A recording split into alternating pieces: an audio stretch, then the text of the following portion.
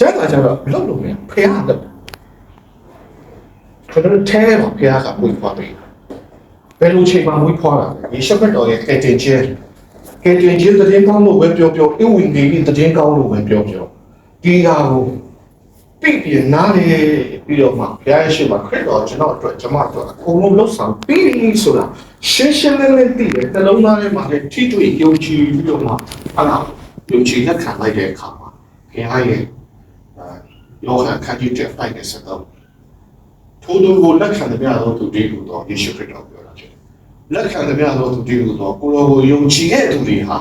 ဘုရားသခင်ဖြစ်သွားစေတယ်ဖြစ်ဘုရားကိုယ်တိုင်အသက်ခံစေပေးလိုက်လူတွေပေးလိုက်အဲ့တော့အဲ့ဒါဘုရားလုပ်ရဖြစ်သွားဒါပြီးရတဲ့ချက်တွေရတယ်အဲ့တော့ဒီဓမ္မကတိချင်းဆိုတာဟုတ်ပြီကျွန်တော်ဘုရားသားသမီးဖြစ်သွားပြီတင်သွားရင်ဘယ်ရောက်မလဲအဲ့ထက်ကျတဲ့ဒီလိုမျိုးတရားကဲရင်တဲ့စကား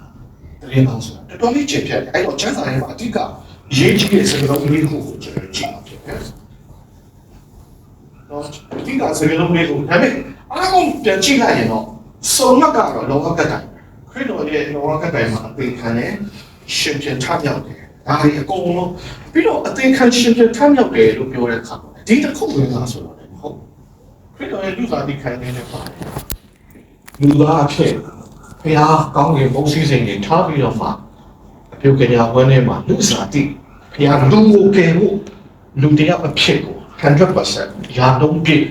ခံယူခဲ့အကုန်လုံးဒါကြောင့်ကယ်တင်ခြင်းခရစ်တော်အကြောင်းကိုပြောရင်အသေးခံခြင်းမဟုတ်ဘူးလူသားကြီးခန္ဓာဝသူ့ရဲ့တော်တင်ခဲ့တဲ့အရာတွေသူလှုပ်ဆောင်ခဲ့တဲ့အရာတွေနောက်ဆုံးအသေးခံတဲ့ရှင်ပြန်ထမြောက်တယ်ဒါပဲမပြီးသေးဘူးကောင်းကင်တက်ကြွသွားတယ်နောက်ပြန်လာဖို့အကုန်လုံးပဲဒါကမှဒါအကုန်လုံးသတင်းကောင်းဆိုတာဒါတွေအကုန်လုံးပါကယ်တင်ခြင်းသတင်းဆိုတာအဲ့ဒါအကုန်လုံးပါအဲ့တော့အဲ့ဒီကယ်တင်ခြင်းသတင်းရဲ့အဓိကအနှစ်ကတော့ကားလိုက်ကြရဖြစ်တယ်ကားလိုက်အဖြစ်ဘုရားကဘာလို့ကျွန်တော်တို့လုပ်ပေးခဲ့တယ်ဒါကိုကျွန်တော်ကြည့်ကားလိုက်ဟာကျွန်တော်တို့ကြည့်လိုက်ရင်တော့ယေရှုခရစ်တော်ဟာကျွန်တော်တို့လူသားတွေကယ်တင်ဖို့အတွက်သူ့အတူပူဇော်လိုက်တယ်လို့ပြောတယ်ဒါဆိုရင်စဉ်းစားစရာဘုရားကလူသားတွေအပြစ်ကိုခွင့်လွှတ်ဖို့ရအတွက်လူသားပူဇော်မှု human sacrifice လုပ်ဖို့ဘာဖြစ်လို့လိုအပ်တာဒါကအချို့ဒီခရိယန်ကိုတိုက်ခိုက်တဲ့ဒီနည်းနည်းစော်ကားနေတဲ့သူအများစုပါမင်းတို့ခရိယန်ကရှေးခေတ်ကအတွန်းခေါ်ရှေးခေတ်မှာလည်းနတ်ဖျားကြီးကိုယ်ကိုယ်လေးအချိန်ပါဒီလိုပဲတိရစ္ဆာန်တွေပူဇော်တယ်လူကိုလည်းပူဇော်ကလေးတွေကိုပူဇော်တယ်မြို့မှာရွာမှာအလှဆုံးကိုပူဇော်တာလည်းရှိတယ်ဒါကြောင့်ယေရှုခရစ်တော်အသေးခံခြင်းရတယ်ဖျားကိုပူဇော်လိုက်တယ်ဆိုတော့ဒါရှေးခေတ်ဆန်တဲ့အတွေးခေါ်တယ်ရှေးပုံတွေတနေရအတွေးခေါ်တယ်ဒါကအတိတ်ကရှေးဘူးလို့နားလည်မှုလွဲစေနိုင်တယ် message ကြီးအောင်ဘာဖြစ်လို့ကျွန်တော်တို့တာဖျားကလူကရစ်အောင်ဖြစ်ပူဇော်ခြင်းကိုဖျားကတောင်းတဲ့အခါမှာဖျားငယ်ဟာတခြားနဲ့ဖျားတွေလို့တွေးဆနေတဲ့ဖျားဆိုတာဆန္ဒဘာလို့တချို့ရမျိုးအဲ့လိုခရိယန်ဒီခြင်းကိုပုံဖြတ်ချင်တဲ့အခါမှာအဲ့လိုပြောတာကျွန်တော်တို့တွေ့တယ်မင်းတို့ခရိယန်ဖျားကဓမ္မဟောင်းတွေကဖျားတွေးဆနေတယ်အငယ်တဲ့သူတွေပိုးတွေအရင်ကြိုက်တယ်ဒါမျိုးတွေကျွန်တော်လာအဲ့တော့ဒါလေးကိုကျွန်တော်ဆက်ကြည့်နံပါတ်1ခရစ်တော်လောကကတိုင်မှာအသေးခံခြင်းဟာပထမဦးဆုံးသူလုပ်လိုက်တဲ့အရာကတော့ဖခင်ရဲ့အမျက်တော်ပြည်စီခြင်းနဲ့ဖြစ်တယ်။အဲ့ဒီလို propitiation လို့ခေါ်တယ်အမျက်တော်ဖခင်ဘာဖြစ်လို့အမျက်ဒါဆိုရင်ဖခင်အမျက်တော်ပြေဖို့ဆိုရင်ဘာဖြစ်လို့ဖခင်အမျက်ထွက်နေရဒေါသထွက်နေရအင်္ဂလိပ်စကားမှာအမျက်လို့ပြောတဲ့အခါမှာအင်္ဂလိပ်လို wrath အဲ့ wrath ဆိုတာကျတော့ anger နဲ့မတူဘူး wrath ဆိုတာတော့ပြင်းထန်တဲ့အလုံးတရားဒေါသထွက်အမျက်ထွက်ဘာဖြစ်လို့ဖခင်ဒေါသထွက်ခေါ်တော့လက်ဖျားကိုယ်ွယ်မှုမှာလည်းနတ်ကြီးစိတ်ဆိုးပြီးဆိုရင်တို့ပူဇော်ပါတာရဖျားလေးစိတ်ဆိုးရင်အဲ့လိုပူဇော်ပါတာဒါဆိုဖျားကိုပူဇော်ပါတာလေယေရှုခရစ်တော်အသေးခံခဲ့တဲ့နတ်တွေကိုပူဇော်ပါတာလေဟာလေဘာကွာလဲအစင်တာဒါဘာကွာလဲဆိုတာကိုကျွန်တော်ကြည့်ရင်နံပါတ်1နတ်တွေကိုပူဇော်ပါတာတဲ့အခါမှာနတ်တွေကိုဘာလုပ်လိုက်လို့တို့ဘာစိတ်ဆိုးသွားတာပြီးတော့ဖျားကဘာဖြစ်လို့အမျက်ထွက်နေရတာကြည့်ဖျားတော့အမျက်ကဖျားသခင်အမျက်ထွက်တယ်ဆိုတာကဘာလဲဆိုတော့ဖြစ်တယ်လူရဲ့ အမျက်ဒေါသကြတော့လူရဲ့ဒေါသနဲ့ဘုရားသခင်ရဲ့ဒေါသနဲ့ဒီနေရာမှာနှိုင်းယှဉ်ပြီးနားလည်လို့ရလူကြတော့ကျွန်တော်တို့ဘယ်သူမှပြည့်စုံကုန်လုံးလည်းမဟုတ်အကုန်လုံးဖြစ်တဲ့အခါမှာမဟုတ်တဲ့အရာတွေလည်းကျွန်တော်တို့ဒေါသထွက်တယ်ဘာမဟုတ်တဲ့အရာတွေကိုစိတ်ဆိုးနေတယ်တချို့ဒေါသကြီးတဲ့သူဆိုရင်ဘာမဟုတ်တာလည်းတယောက်တည်းတကယ်ကိုဒေါသချောင်းချောင်းထွက်နေတာရှိအဲ့တော့ဖျားဒေါသထွက်တာလေလူဒေါသထွက်တာလေလုံးဝချမ်းသာမှုမြင်နိုင်ဖို့လိုတယ်ဖျားကြတော့အဲ့ဒီလိုစိတ်ကူးပေါက်တယ်လို့ဘာမဟုတ်တဲ့ဟာနတ်ဖျားတွေလို့သူ့ကိုပူဇော်တာဒီလိုလေးဖြစ်လိုက်လို့ဟာဖြစ်တယ်အဲ့ဒီလိုဒေါသထွက်တာမဟုတ်ဘူးတခါကျွန်တော်တို့ချက်တော့မှမှတ်မိပါတယ်မြတ်တယ်သူတို့တလေးဘွားတော့ပြန်တော့သူစော်ရင်းနဲ့ခြေထောက်ကျိုးသွားတော့တချို့အဲ့ဒီ prophet လို့ဘာလို့မျိုးသမီးတွေကနေပြီးတော့မှသူကနတ်တွေအရင်တော့ကျွေးတဲ့ပကံကိုသူကထိပြီးလိုက်လို့အဲ့ဒါကြောင့်နတ်တွေရိုက်တာဒါပေမဲ့ချက်ထင်ချင်းအဲ့တော့နတ်တွေကြတော့နတ်ဖျားတွေဒေါသထွက်တာဘာလို့ဟုတ်တဲ့ခါလေးချက်တော့ထွက်တာဖျားကတော့စိတ်ကူးပေါက်လို့ကြောင်ကြောင်နဲ့ညက်ထွက်တယ်ဟုတ်ပြစ်တော့ပြစ်တာဖျားကိုရဲဒေါသထွက်စီကျွန်တော်တို့မကောင်းဘူးလေကျွန်တော်တို့ညဉ့်ညမ်းဖို့လေဘုရားသခင်ကဒီကိုဒီလိုဖန်ဆင်းထားတယ်အဲ့ဒီပုံစံလေးအကုန်လုံးတွေ့ဖယ်လုပ်ချင်တာလုပ်ပြီးဆိုဒီကအကုန်လုံးကိုဘုရားတော်တာတပူကြီးကျူးတော်နဲ့အဖြစ်တွေနဲ့ဘုရားကိုဒေါသထွက်စေတယ်မတရားတဲ့ဟာတွေနဲ့ဒေါသထွက်စေတယ်မတန်ရှင်းတဲ့ဟာတွေကလည်းဘုရားကိုဒေါသထွက်စေတယ်လူရဲ့အမျက်ဒေါသတွေတော့တူးဆိုတာအကောင်းဆုံးချင်တာလေဒါကြောင့်အဲ့ဒီဘုရားသခင်အမျက်ဒေါသငြိမ်းဖို့လိုတယ်ငါဘုရားရဲ့လိုလည်းမဟုတ်ဘူးလူဒေါသနဲ့လည်းမတူတဲ့အဖြစ်ကလာမတန်ရှင်းမှုအញ្ញမ်းမှုကလာတယ်ဘုရားကိုဒေါသထွက်စေဒါကြောင့်ယေရှုခရစ်တော်ရဲ့အဖေခံခြင်းကဘယ်လိုမျိုးဖျားရဲ့အမျက်တော်ငြိမ်းစီတယ်လဲဆိုတော့ခရစ်တော်ကယေရှုခရစ်တော်အသေးခံခြင်းကားနိုင်မှာအသေးခံခြင်းကျွန်တော်လူသားတွေဟိုးဖန်ဆင်းစာအာဂျန်ကနေခရစ်တော်မကြွလာမချင်းဖြစ်လာတဲ့လူသားအကုန်လုံးရဲ့ကျိုးတော်ခဲ့တဲ့အရာကိုသူကကိုစားကျွန်တော်နေရာမှာဝယ်ပြီးတော့မှအကုန်လုံးလှုပ်ဆောင်ခဲ့တဲ့အတွက်ကြောင့်ဖြစ်တယ်။အဲ့ဒါကလည်းဘာလို့နားလည်နိုင်လဲဆိုတော့ဓမ္မဟောင်းထဲမှာရစ်ပူဇော်တာရှိတယ်။ဒါဘုရားကိုယ်တိုင်မောရှေအဖြစ်တည်ထောင်ခဲ့တဲ့အရာဖြစ်တယ်။အဲ့တော့ကျွန်တော်တစ်ခါကျတော့ဓမ္မဟောင်းဖတ်လိုက်တဲ့အခါမှာဓမ္မဟောင်းထဲမှာကျွန်တော်ဒီဂျူးလူမျိုးတွေအဖြစ်ကိုချင်ရတာပေါ်လေးတွေတတ်လို့လားစိတ်ကလေးတွေတတ်လို့လားသူတို့ဒီလိုရစ်ပူဇော်လို့ရတယ်ဒါအပေါ်ရမယ်။တကယ်တော့ဒီရစ်ပူဇော်ကိုအကုန်လုံးကယေရှုခရစ်တော်အတေခံမဲ့အရာကိုကျုံတင်နမိတ်ပြနေတဲ့အရာတွေပဲဖြစ်တယ်။ဒါကြောင့်တိုးလေးတွေစိတ်လေးတွေအသွေးကဘယ်လိုလုပ်ဆေးကြောနိုင်လဲ။အဘယ်ဖြစ်မှမရှိတဲ့ဘုရားသခင်ရဲ့တိုးသားကိုယေရှုခရစ်တော်ရဲ့အသွေးအဖြစ်သူ့ရဲ့ပေးဆက်ခြင်းအဖြစ်သူ့ရဲ့အတေခံခြင်းအဖြစ်ပါလေ။ကျွန်တော်အကုန်လုံးဒါခေလေးထဲမှာကျွန်တော်အများကြီးတယ်။ဒါကြောင့်ဓမ္မဟောင်းကဂျူးတွေလည်းသူတို့ခွင့်လို့ချင်အောင်ဒီတရိစ္ဆာန်တွေထက်နောက်လာမဲ့လုံးဝတစ်ချိန်တစ်ခါရဲ့အပိယတ်အပေခံပြီးတော့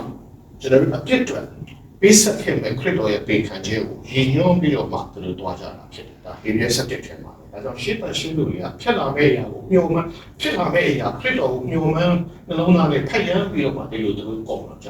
ဒါရဲ့အကုန်လုံးကဒါကြောင့်ခုချိန်မှာခရစ်တော်ပေခံပြီးရှင်ပြန်ထားလာပြီးတဲ့အခါမှာပါရှစ်ပူဇော်ရစနစ်ဆိုတာတစ်ဆက်မှမလို့တော့တာဖြစ်တယ်အဲ့ဒီတော့ဆိုတာလည်းစောက်ဦးနဲ့ရှိတာကျွန်တော်တွေ့ရပြီးတော့ဒါတွေအကုန်လုံးကိုကျွန်တော်ကြည့်တယ်။အဲ့ဒီလိုခရစ်တော်ရဲ့ပေးဆက်မှုကြောင့်အသေးခံမှုကြောင့်ဘုရားသခင်ရဲ့မြတ်တော်ကြီးတာဖြစ်တယ်ဆိုတာတွေ့ရတယ်။အဲ့ဆိုရင်ဘုရားသခင်ကခမဲတော်အရင်တော်တော်ထွက်ပြီးပါတော်ကြီးရဲ့ခါးစီခံရတာအဲ့ဒီလိုစဉ်းစားရင်တိတ်တော့မပြေစုံဘူး။တကယ်တော့ဘုရားသခင်ကတပါးကြီးတော်သူ့ရဲ့သားတော်ပေးလိုက်ခြင်းဟာသူ့ဟာသူပေးလိုက်တာလေပြောလို့ရတယ်။အဲ့ဆိုတော့ဘာလို့ဆိုဘုရားဖြစ်တယ်ခမဲတော်သားတော်သရှင်တော်ဒါကြောင့်ယေရှုခရစ်တော်အသေးခံတဲ့အခါမှာခမဲတော်ဆုံးဖြတ်တယ်ခမဲတော်တရားကြီးဘာမှမခံစားတယ်လို့ဟုတ်ခမဲတော်လည်းတော့ဆုံးရှုံးမှုကိုသူလည်းအသေးအလူလေးခံရထာဝရဘိခါရဖွဲ့ခဲ့တဲ့ခမဲတော်သားတော်ရှင်တော်ဝိညာဉ်တော်ရဲ့ဘိခါရအကုန်လုံးပြတ်တော့ခဲ့တာကားတယ်ဖြစ်တယ်ဒါကြောင့်ခရစ်တော်ရဲ့ပူဇော်ခြင်းကဘုရားအမျက်တော်ငြိမ်းစေတယ်ဆိုတာဘုရားကမိမ့်မိန်ထိုင်နေတဲ့တရားသူကြီးလို့ခရစ်တော်အဲ့လိုလည်းမဟုတ်ခရစ်တော်အသေးခံခြင်းအဖြစ်ဒီဟာသုံးပါးတစုဖြစ်တဲ့အတွက်ကြောင့်ခရစ်တော်အသေးခံခြင်းကိုခရစ်တော်လည်းပါတယ်အကုန်လုံးခံစားရတယ်ဖြစ်ဒါကြောင့်ဘုရားကသူ့ရဲ့အမျက်တော်ကိုသူကိုယ်တိုင်ပေးဆက်ပြီးငြိမ်းလိုက်တာဘုရားရဲ့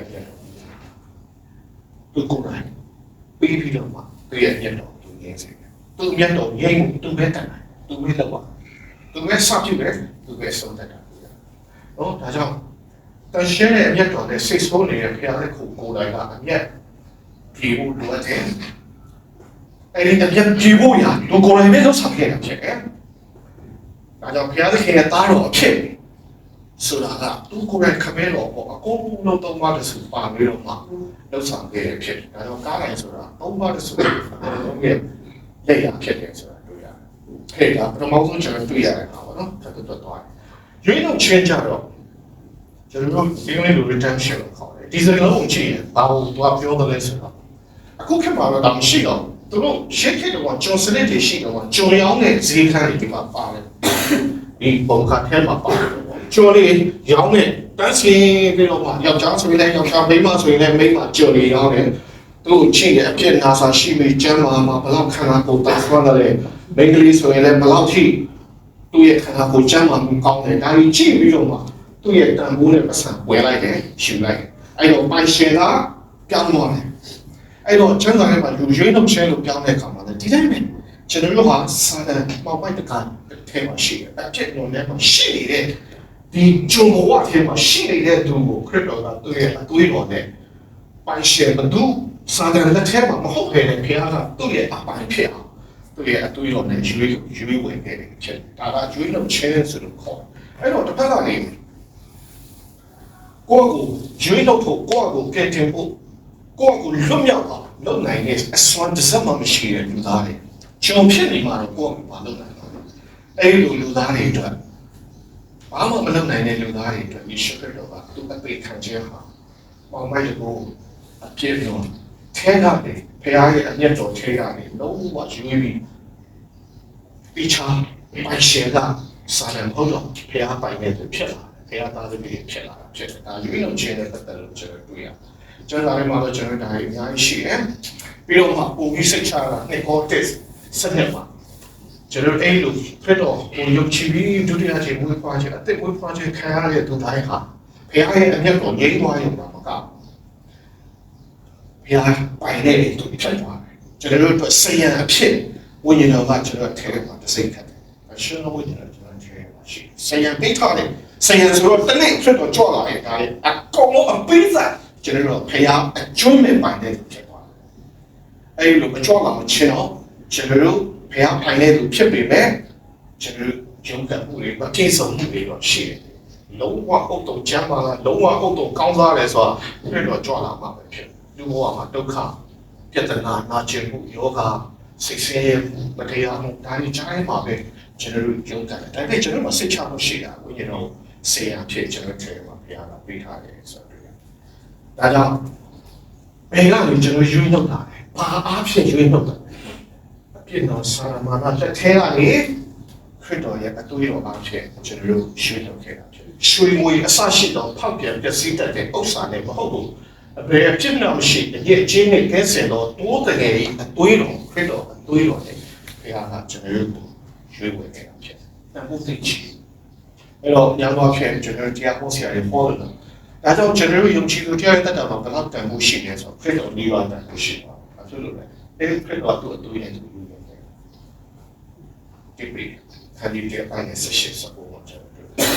တော်ယုံကြည်သူတိုင်းဟာပိုင်ရှင်တောင်းပါပြီ။ဘာမှထဲရတယ်ဘုရားပိုင်ရဖြစ်ပါတယ်ဆိုတော့ကျွန်တော်တွေ့ရတယ်။နောက်တစ်ခုကအဲ့တော့နှစ်ခုပေါ့နော်ပထမဆုံးအမြတ်ကြီးချင်းကတော့ဒါပြိမဲ့တော်တွေမှာတက်တဲ့ထုံးစံပြီးတော့မှရွေးထုတ်ချင်းကတော့ကြော်ရောင်းဝယ်တွေမှာ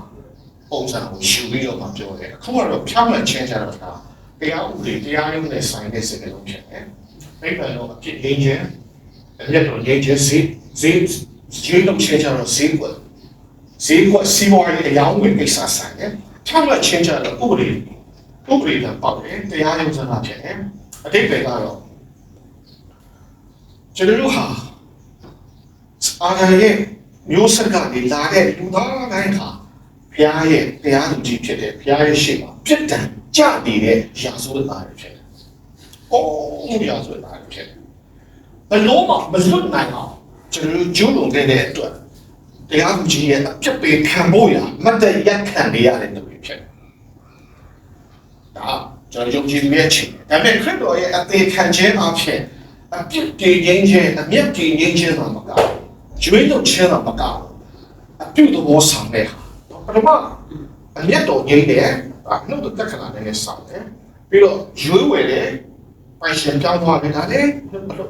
ဒီအခုဖြောင်းမှချင်းကြတော့အပြုတ်တော့ဆောင်သူကြတော့မာလဲဆိုတော့ဖခင်ရှိမှအဖြစ်တဲ့ရာဇဝတ်သားတယောက်ဖြစ်ပေမဲ့ခရစ်တော်ရဲ့လောကဓာတ်အသေးခံခြင်းကြောင့်ခရစ်တော်ရဲ့ဖြောင်းမှချင်းနဲ့ကျွန်တော်တို့ကိုဖုံးလိုက်တဲ့အခါမှာကျွန်တော်တို့ဟာခရစ်တော်ကဲ့သို့ဖြောင်းမှဖြစ်သွားတယ်အဖြစ်ကနေခွေးလုံးချုပ်အကုန်လုံးလွတ်ပြီးဖခင်ရဲ့ရှိမှမတည့်ရတယ်ဘယ်ချိန်မှဆိုတာဒီဘေးအဝါစာရင်းထဲမှာရှင်ဘောလူရေးတဲ့စာရင်းထဲမှာအများကြီးပါယေရှုခရစ်တော်အားဖြင့်ကျွန်တော်ရဲ့မဖြောင့်မတ်မှုတွေကိုသူယူလိုက်တယ်သူရဲ့ဖြောင့်မတ်ခြင်းကိုကျွန်တော်တို့ပေးလိုက်တယ်ဒါကြောင့်ကျွန်တော်တို့ဟာခရစ်ဖျားစီကိုခရစ်တော်အားဖြင့်လာပြီးဆိုရင်ရာဇဝတ်သားမဟုတ်တော့ရဲရဲစွာဘာမှအကြောင်းမရှိတဲ့တကယ်စိတ်ချရင်ခြင်းကိုဖြစ်တယ်ဖျားရှိပါကိုယ်ကိုမပြုတ်နိုင်တယ်စွတောင်းနိုင်တယ်ဖျားကိုစကားပြောနိုင်တယ်ဖျားကိုကိုယ်ခေါ်နိုင်တယ်ဒီမှာကျွန်တော်ကိုယ်ခေါ်ကြတယ်ဟုတ်ခရစ်တော်အားဖြင့်ဒါပေမဲ့အကုန်လုံးကတော့ယေရှုခရစ်တော်အားဖြင့်ခရစ်တော်ရဲ့လှဆောင်ပေးတဲ့အရာအားဖြင့်ကျွန်တော်ကိုယ်နဲ့ကိုယ်လာမယ်ဆိုရင်တော့လူတိုင်းကအကုန်လုံးပြည့်ထန်တက်နေတဲ့ထောင်ရပျက်စီးခြင်းကိုလည်းပဲထိုက်တန်တဲ့ပြည့်ထန်တက်နေတဲ့သူဖြစ်တယ်ဒါကြောင့်ဖခင်ရဲ့မျက်တော်ငြိမ်းသွားတယ်ပိုင်ရှင်ပြောင်းသွားရင်မှမကကျွန်တော်ဖခင်ကိုကိုယ်ွယ်လိုက်ဆုတောင်းလိုက်ပါတူချင်းကိုကိုယ်ရအများနဲ့ကိုကိုယ်ရတယောက်တည်းဆုတောင်းတယ်တယောက်တည်းကျမ်းစာဖတ်တာဘယ်အချိန်မှလမ်းလျှောက်ရတော့ဖခင်စီကျွန်တော်အမြဲတမ်းတကားမရှိတာမရှိစင်တာဘာမှမရှိဘူးရဲရဲနဲ့စိတ်နဲ့ကျင့်ခရစ်တော်ကိုဒီပြုပြီးယေရှုတရားနဲ့ကျွန်တော်ကိုချစ်တယ်ဒါဖြောင့်မချင်းဆိုတာဖြစ်အဲ့တော့ခရစ်တော်နဲ့ရာဇဝတ်တော်ဘဝလာနေခရစ်တော်ရဲ့အားဖြင့်ကျွန်တော်ဖြောင့်မတ်တယ်ဖြစ်အဲ့ဒါပြီးမှပိုပြီးတာတော့နောက်ဆုံးနော်ပြန်လေသိမြင်ခြင်းဒါ reconciliation အဲ့တော့ဘယ်နဲ့တော့ဆက်တဲ့ရေပူဇော်ခြင်းကနေဈေးကွက်ဆန်တဲ့ဟာတရားရုံးဆန်တဲ့ဟာအခုကတော့ဘာဆန်လာလဲဆိုတော့မိသားစုဆန်တဲ့ဟာဖြစ်လာ။ဘာလဲဆိုတော့ကျိုးပေးခဲ့တဲ့မိသားရ reconcile အင်္ဂလိပ်စကားမှာ reconcile ဆိုတာအရင်ကအင်မတန်ရင်းနှီးခဲ့တဲ့သူနှစ်ယောက်ကအကြောင်းမျိုးကြောင့်ပျက်စီးပြီးတော့မှဒါပေမဲ့အဲ့ဒါကြီးအကုန်လုံးပြန်လဲတင့်မြတ်သွားတာတိတ်ဖြစ်တယ်။ဒီတိုင်းပဲကျွန်တော်လူဟာဖခင်ကသူ့ပုံစံနဲ့ရေဖန်ဆင်းခဲ့တယ်